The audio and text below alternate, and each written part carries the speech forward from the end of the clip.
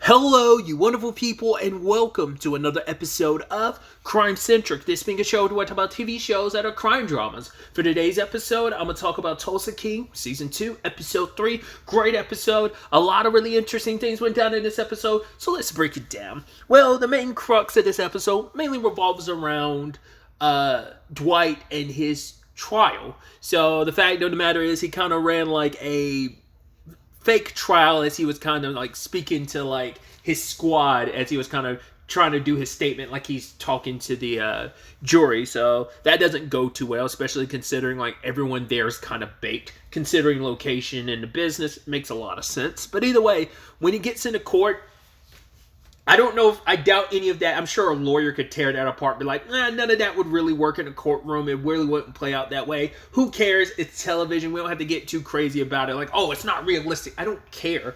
I thoroughly enjoyed. I thought it was interesting that I guess like Dwight had it like it was all riding on Stacy because he didn't really like cross-examine the I don't know if that guy's like, what was he like, the head of the FBI and stuff like that? That the district attorney was like questioning. It's like Dwight didn't do anything. He just like, right, he brought in Stacy. And then he kind of like, slow rolled it, but basically kind of had to put their dirty laundry on blast, being like, okay, we met. We didn't know who each other were. You didn't know I was a criminal. I didn't know you were FBI. But then you freaked out the moment you found out about my age. But we kind of still dabbled and we confided in each other. And you took a bullet for me, and it's like, right, what was all of this? This was me giving you money, because it was a gift, like, if you were to help someone out, like, with all this, you've done so much for me, I wanted to return the favor, like, just because you're an FBI agent doesn't mean you can't receive, like, a gift, because did I ever ask you for anything in return? And it's like, no. And you also add in the fact that, because the whole point is to establish the fact is, this wasn't just like out of nowhere. We already had some relationship before. We knew who we were, and I never really asked you for a favor beforehand. So like the money comes off as not even like a gift as you as an FBI agent. This is a gift to you, Stacy. So there is a distinguishment between that, which the jury ultimately does see and recognize that. I mean, as Stacy kind of puts it, both of their lives are screwed because it's like, well, your life is what your life is, but also I'm getting shipped off to Alaska. So, I was like, which I was almost like, oh, is this really the last we're going to see of Stacy? It's kind of a bummer. I hope it's not, but it's also like, where can her and Dwight go from here? Once again, he got to pretend like, oh, I wasn't going to do it, but he did still take the gun into Stacy's place. So once again, he was waiting until the last minute to fully decide whether or not he was going to kill her or not. So, but he still does like her. I don't know. Maybe he was kind of going in there like, I'm not going to kill her, but what if I change my mind and I need to? Or maybe she tries to pull something on me. Who knows? But it is kind of sad, but it's also like, yeah, I mean, even season 1 was already kind of setting up the whole him and Margaret thing. So, and especially with just a little back and forth they've had. So you're like, okay, so him and Margaret, so there's no room for him and Stacy. So I guess this might just be the last of Stacy, which is kind of a bummer. But I mean, who knows? Who knows, like, whether, I mean, it seems like it's pretty set in stone, her going to Alaska, but we'll see whether or not that ends up sticking or if something comes up last minute to kind of change all that or not. But yeah, when it's all said and done, Dwight was found not guilty. I did love the whole, he gave up like his money, like a chain and a watch to like Tyson being like, yeah, keep these just in case I don't come back. But it's like, nah, I'm going to take some of that, but you get to keep the watch. He's like, oh, it's a bad luck. The past is in the past. And this is kind of like, it's kind of bad luck to kind of keep the past around. So he's moving forward. And I'm curious if that's going to be like foreshadowing like, oh, it's bad luck for Dwight, but maybe it's going to end up being bad luck for Tyson, even though it's supposed to be kind of good luck him getting. I'm wondering if there's going to be something to that. Like, it just felt like that could be like setting the stage for something down the road. We'll see. One of my biggest questions in this episode is the Goodie stuff, which is something I'm still like, I kept bouncing back and forth last episode. I mean, I was even kind of quartering, but obviously at the end of episode 1, but especially last episode of like, what is Goodie going to do? Because he has not told, at least to our knowledge, he did not talk to Dwight at any point in time about the whole Chicky situation and now, the Bill of it all. Well, he only found out about the Bill of it all last episode, but before, like, the Chicky killing his buddy Jerry and stuff. So I love, like, Goody was on the phone with Chicky and was kind of giving these responses, and Mitch was nearby working on some lyrics, and he's like, oh, who is that? He's like, oh, yeah, just some automatic voice. He's like, oh, yeah, you got rid of him in 4 words. He's like, whoa, do you think I'm lying or something? But he's like, whoa, I was just saying a dumbass joke, bro. And then Mitch looks at him, like, when Goody's looking away, Mitch is looking at him like, all right, that's a weird response. So I was like, oh, is Mitch going to be keeping an eye on Goody? Didn't turn out that way. So, like I said, my biggest question is, the way the episode plays out, set the stage with the other elements of it. Bill comes to sit down. This is all Chicky's whole point of have Bill sit down with Dwight. And he was probably going to have it be a situation of Dwight kind of like bends the knee to Bill, and it kind of puts Chicky and Bill in a good enough position so that later on they can wipe out Dwight if they need. Well, mainly Chicky can wipe out Dwight and then like accumulate everything that's his. And it's like, yeah, you'll serve under me, Goody. That whole spiel he gave to Goody last episode. But Dwight isn't going to bow down to Bill because he's like, well, no, like, Pete sent me here, not telling me that this was your territory, but at the end of the day, it's not yours. He's like, I bow down to no man. No one really owns anything, but like obviously for Bill, it's like my family's been here for generations. The people, was it the Giovannis or something like that? That family brought in like my great grandfather or something to like, or grandfather or something like that here, like from Prohibition. And so it's like it's in our family. Like this KC runs things on this side of the place, and it's like east of Vegas. It's like we own all that. Everyone knows that, but it's like no, this is mine. Because he says it speaks volumes that you are as big as you are, and we were here making money. You didn't even know we were here until like the hornet's nest got kicked. Only reason why he ever found out about everything that Dwight is up to is because Cal. So it's like if it wasn't for him, like you wouldn't have noticed. Like we're just in our little lane making money. Because Bill's like, okay, you're gonna cut me in on everything. Everything you own, I'm gonna get my lick. Got to get my taste. And it's like, no, you're not. He's like, I don't work for Chicky. I don't work for you. You can kick rocks, So it's because he was like, at the end of the day, either you, Dwight, or Chicky, one of you is going to give me the kickback. And he's like, nah, I'm good. So later on, Chicky's calling Goody and being like, yo, all right, it's going to go down. Bill's going to send his guy, which he said he was going to send his guy back, and it's like, yeah, he was going to make a point, and he was going to kill Dwight. So at the party, celebrating Dwight's like release and everything, everyone could read the room like, yo, something's up. Like it was specifically Joanne could tell something was up, and he was telling Tyson, no, sit down, it's fine, it's cool. And it's like everyone's like, yeah, you could tell, like he could read the room, he knew something was up, and he was like, what's going on here? And then like the fact is they didn't immediately kill Dwight when they got the chance. I thought was interesting. Like the fact is that what's the home dude's name? Was it Carlo or Carlos? Like the fact is he wasn't immediately ready, hiding out, ready to strike and pop Dwight. That's why I'm like, so I guess like, like Goody standing behind him. I was like, okay. I was like, is Dwight going to pull out the strap or something? I was like, no, I didn't know what was going to go down. And then you have Goody putting out a knife. I'm like, oh, is he about to do it? Like, what's going on? And Home Dude was reaching for, I think, a gun. But then Bigfoot comes over, chokes him out. Goody comes over with that knife and just shakes him. And I'm like, wow. Okay. So once again, my biggest question is, when did Goody, like, was this entire thing bullshit? The moment Jerry got popped, like, Goody was already, like, maybe he was already on his hashtag fuck Chicky lane, and just he doubled down on it every time, and maybe he just strung Chicky alone, or maybe he didn't really decide this until Chicky was like, yo, we're gonna kill Dwight, you're gonna be down for this, like, this episode, and, like, maybe that's where Dwight was like, Goody was like, all right, I'm gonna do this, because the way he was acting towards Mitch when Mitch was like, yo, who you really on the phone with? And he was like, whoa, you calling me a liar? The way he reacted did seem like he was still weighing his options. But I think after that last conversation with Chicky, I don't know. It could have been a self-preservation thing of he was going to aim for Dwight, But then he saw Bigfoot show up choking out Guy, and it's like, well, I gotta act like I'm on Dwight's side now. That could easily have been Goodie's play, like, oh, he's just quick on his feet in that moment. Like, he was going to go for Dwight, but, a second later, and he would have gone for Dwight, and it would have blown up his spot, too. But who knows? Maybe it was all part of the plan of, like, nah, Goodie had chosen Dwight's side.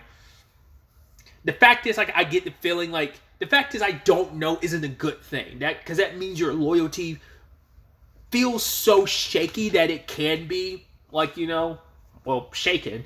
So I don't know. We'll have to wait to see whether we get any revelation or answers to that, or whether we keep that ambiguous on when he decided to have Dwight's back. Was it way before this? Was it before this episode, or was it, like I said, when he had that conversation with Chicky about, like, yo, home dude's gonna come back and kill Dwight, or you gotta get him outside and it's all good. So Dwight did, he sends two messages towards, he sends one message towards Cal by having, talking to the district attorney. It's like, yeah, give my best to Thrasher, which does. Cal's not too happy about that whole situation. Then we do have that guy staring at him, during his weed operation, which Dwight, I brought it up last episode too, about the whole thing of Dwight was specifically staring at this newspaper about was it like Chinese gangs that are a part of like the U.S. weed business. So either those are the people that Cal is in business with, or he's completely unaware that maybe his operation has been infiltrated from the outside, or rather on the inside, that some outside forces are coming in to snatch all this up, or maybe he has some dealings, he is connected with powerful people. So it could easily be a thing of maybe he does have a relationship with them, maybe like a triad or something, but then they're ready to screw him over and take everything. Like, that guy was just staring Cal down this episode, so I'm like, I don't know what that could be. Because Cal does act like he's untouchable, but it's like, feel like you're going to get touched. Now, whether it's by, I don't think it's going to be Dwight. I think someone else is going to get their hands on you first, but we'll see. But, yeah, Cal showed, his, BS because he's talking to Margaret. Because he's like, oh, we've known each other for a while. I've always been interested in you, but she's never been interested in him. And he's like, oh, yeah, but you deserve better. Because he's like, you're interested in that thug, with that pinky ring and stuff. And he's like, yeah, but he has a lot more to him than you. It's like she sees Dwight as kind of like, this suave, interesting guy. Mobster or not, he has a lot more character than Cal does, because Cal is a shallow prick, so I love her being like, yeah, going forward, don't talk to me, talk to Arman, which Arman's going through it. Obviously, they finalized the divorce, or rather the terms of the divorce. He's got to obviously pay the child support. He's going to only be able to see his kids every other weekend, and it has to be supervised, which for him it's like, yeah, you're working for the guy who beat the crap out of you in your own house, and it's just like, you understand where his wife is coming from, and it's like, in her mind, it's like, you've chosen that guy over your family. It's like, he's old school gangster, and it's like, yeah, there's a debt to be paid, and Dwight is pretty level-headed enough of especially considering, does she know? I don't remember if he told, he's like, oh, Dwight put the gun in his mouth and stuff. She knows those details, but I don't remember if she knows that he tried to kill Dwight first. The only reason why Dwight didn't even know he was here in Tulsa until he tried to kill him. So I don't remember if he ever told his wife that or not. I mean, Arman's kind of and especially because, once again, Dwight wasn't coming there for him, didn't even know he was there, so he kind of screwed himself up in that regard, but he's kind of he's his own undoing in a way. But Cal ends up calling him and is like, hey, so what are you going through? Oh, you have money issues. Like, yeah, $18,000 in child support. It's like, oh, he's like, yeah, I got some other debts too. It's like, oh, is it related to Dwight? It's like, I don't think I should be talking about that. Let's just say it's private. It's like, oh, here's $30,000. And it's like, well, what do you want for it? He's like, just kind of, it's like laying the groundwork of go ahead and take that money And we'll worry about the details later about what you can do for me. They're like, all right. So Arman, understandable. The guy's stressed. He's stuck in a complicated position of, well, you owe 18 grand child support. You've also, and that's going to be continuous. And then also there's the whole element of the kickback you got to give to Dwight too, and you're stuck with those obligations. So Cal's going to use you to be his insider. I don't know how Arman's going to, I don't know how Cal's going to use that against Arman. Like, I don't know if he's going to set him up to be like, oh, that specific money you used, we're going to be able to trace that back, and it's going to be like two things of that money's dirty, and I'm going to like, the only way you're going to clear yourself of this stuff is by working with me, and then, or it's going to be a thing of, oh, you took the money, so you have to work with me, or I'm going to like ruin your life type of thing. There's many different ways they could end up playing that, so we'll see. An element I forgot to talk about when I was bringing up the whole killing that guy at the end of the episode and dropping his... Well, I don't think I quite talked about them dropping the body off to Bill, because like I said, they were... the lawyer was supposed to... the district attorney gave the message to Cal, and this was Dwight's message to Bill, so it's kind of a middle finger on two fronts, even though those two fronts are coordinated but still separate, so Dwight's gonna have to deal with like a war on two fronts, even though like everything Cal brings his way is, I guess that war's kind of been won, considering like, well, you can't handle me the legal route, but once again he's kind of coming at it from the sneaky route with Arman. That was before the case and everything, so. But at least Bill's still going to be like that wild card of like, yeah, he was going to like cause a little bit of ruckus. Now it's like, nah, this is full-blown war, and how this all translates and plays out, it's going to be interesting. But either way, when it came to disposing of the body, it was Bigfoot, Goodie, and Tyson wanted to go along too, because he wants to prove himself. It's like, nah, I'm a gangster, I got this. He continuously wants to prove himself of like, yeah, I'm in this. Like, you can count on me, Dwight, when it comes to stuff. So he wanted to just prove his loyalty that and Tyson has continuously proven to be obviously like the only remnants of like disloyalty is Arman, but that was before they came to their current agreement. And once again, Goodie depending. So those are only... Goodie's the only question mark. Arman's like, well, that was before we made our deals, and we've been good since. But he could turn into a question mark himself because of the whole Cal situation. I think it's interesting, the day of the court situation of Stacy and Dwight's dirty laundry being aired is also like the same night he dances and hooks up with Margaret. Kind of feels interesting. I find that fascinating. I don't know if I'm reading too much into like how interesting that is. Like, it's probably not that interesting, but I just think the timing on that front is interesting. Considering it's like, well, to be fair, it's like the opposite of you and Stacy, because Margaret's going into this knowing exactly who you are, versus Stacy went into it not knowing how old you are, nor who you were, or who she was. So him and Margaret are on more even grounds, because she knows who you are and accepts you for who you are. So there's that element. I also love... there's the bit with obviously Tina's moving into their new house, and I love that like Dwight's upset because he's like, I don't got my lazy boy. I want my lazy boy. I got this chair that spins. It's like, that's sure, fine, whatever, but it's like, it's not what I wanted. And we also have Wesley. He's part of like, God, what?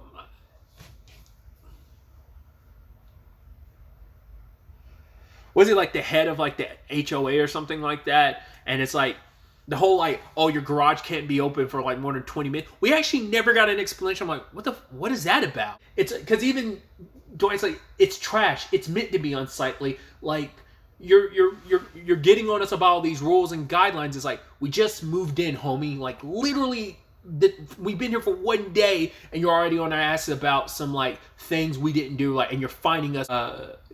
Either way. I love that Wesley was, power tripping quite a bit until he saw the news about who Dwight was. It's like, oh yeah, went to jail for killing somebody. And Wesley was like, hey, forget about that. He's like, yeah, these rules are silly. You know, I can keep my mouth shut. And he leaves. And I love Dwight be like, yeah, see what happened there? You killed him with kindness. And it's like, yeah, I guess we won't be seeing any more Wesley, which is kind of a bummer. I hope we do. But no, he probably, like, if we ever do, it's going to be a small spurt of him seeing Dwight and walking the other way, just avoiding this household in general. But I also, like, that actor, I always love seeing him pop up and stuff, because I was trying to remember, I was like, what's the most recent thing I saw him in? It's like, it might have been Barry. He's in, like, one scene of season 4 of Barry. I can be specific, too. Without going into spoilers, it's season 4, episode 3. He's in, like, one scene. A pretty impactful scene close to the end of the episode. If you know, you know. So, yeah, like, but I've seen that actor in, like, so many different things. But I swear there was something, like, more recent I'd seen him in, and I just can't remember. The Barry thing is the most recent thing I can think of clearly off the top of my head, but I feel like there was something else. Either way, all across the board, some very fascinating developments. I'm excited to see where ultimately all of this ends up taking us going forward into the next episode, what Dwight's going to do now with all this Bill stuff. And he's like, well, you got to be prepared for however he strikes in whatever shape or form that's going to play. Like I said, with the Stacy of it all, is like Stacy gone for now, or are we going to slow roll that and it's actually going to be another episode or two before she leaves, but stuff can still pop off while she's still here? The Cal of it all, the Armand of it all, the Goodie of it all. There's a lot of things to keep in mind. It's going to be interesting to see where it all goes. But really, that's all I wanted to talk about. Till the next time we meet, be happy, be safe, live life to the fullest, and enjoy it. Good day and goodbye.